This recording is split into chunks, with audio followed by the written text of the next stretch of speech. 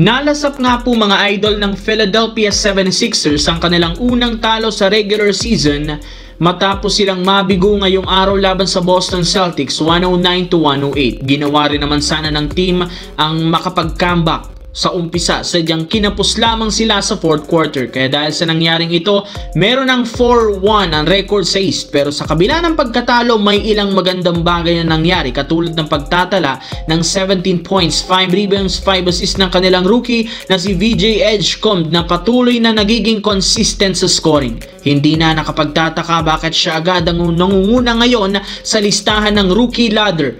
Tinalo pa niya ang number 1 overall pick na si Cooper Flagg na nakatungtong lamang sa ika-6 na pwesto. Malayong malayo ang pagitan nilang dalawa at kapag naging healthy ang buong season, expected na si VJ Edgecombe ang makakakuha ng Rookie of the Year awards, which is deserved rin naman ito.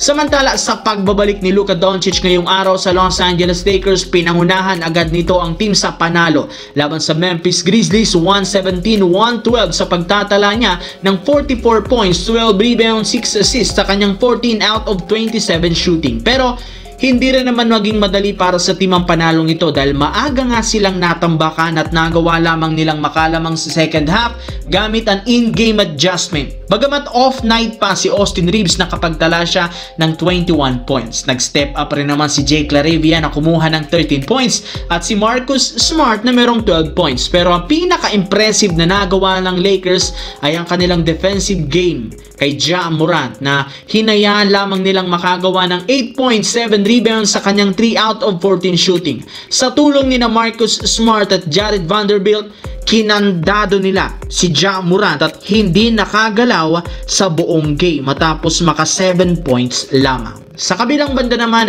nagawa ngang maipanalo ng Chicago Bulls ang game ngayong araw laban sa championship contender na New York Knicks. 135-125 na pinangunahan ni Josh Giddey na muntikan pang mag-triple-double. 32 points, 10 rebounds, 9 assists.